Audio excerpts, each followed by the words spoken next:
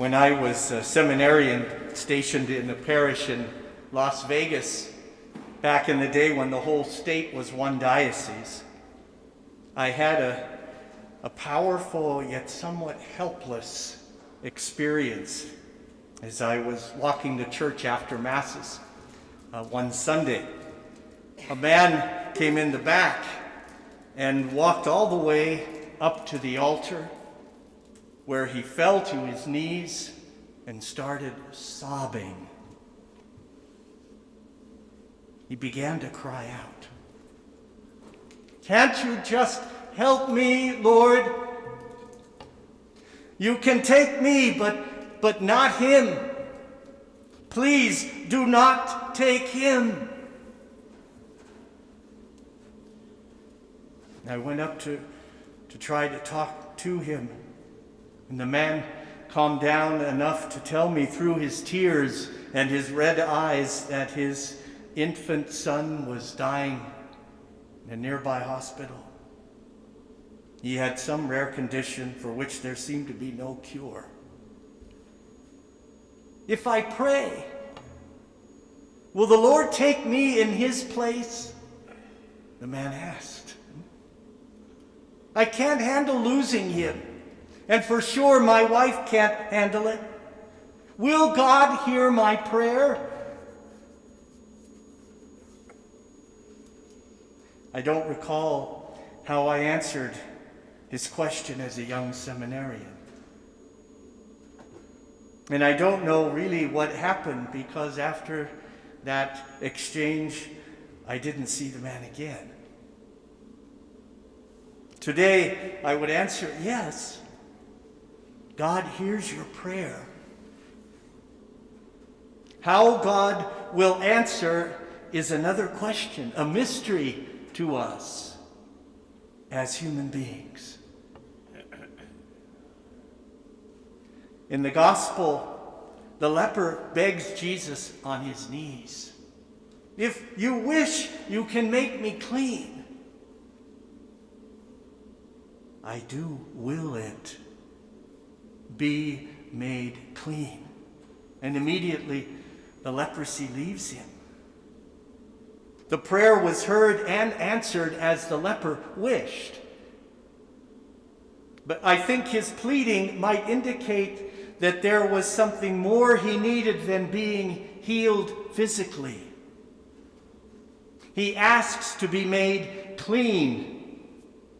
The term refers to his acceptance back into his family, his friends, his whole community. For we heard in that first reading, what was the penalty for having this blotch on one's skin that looked like disease?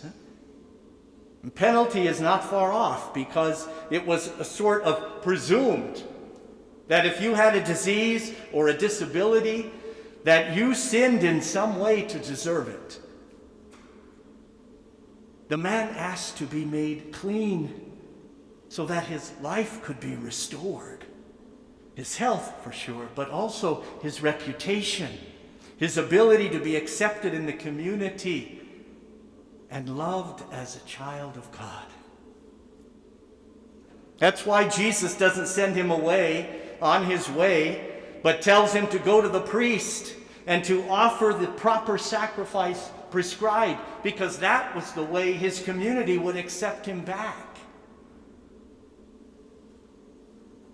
Many of us remember the AIDS crisis and the way so many were ostracized from their families or their communities. Fear and judgment prevailed. You know, there are many marks people use to separate and judge and even condemn people. The color of their skin, the accent with which they speak, their sexual orientation, whether proclaimed or presumed, their poverty, or even just the way they look. Many of those so marked by others, also cry out, "If you wish, you can make me clean." Not because they are dirty or sick, but because they seek acceptance in the community as an equal child, equal children of God. The man in that church confessed to me as a seminarian that he felt guilty. He felt responsible for his sick child because he had lived a sinful life at times. He was an alcoholic and didn't go to church. That God was somehow punishing him by punishing his child. Jesus Christ taught us that God doesn't work that way. But when you get treated as unworthy or unaccepted or lesser than, you can start to believe there is something terribly wrong with me. A sense of shame that stems from being judged or declared by someone that you are unclean. And it is proclaimed aloud in every step you take or word you speak. Sometimes, when we look at another human being with basic human respect and dignity, with eyes of love, it says, "Be made clean." And while the mystery of suffering and how God answers prayer might still remain, being embraced in community and love can transcend the brokenness. It is no wonder, as the gospel concludes, people kept coming to Jesus from everywhere.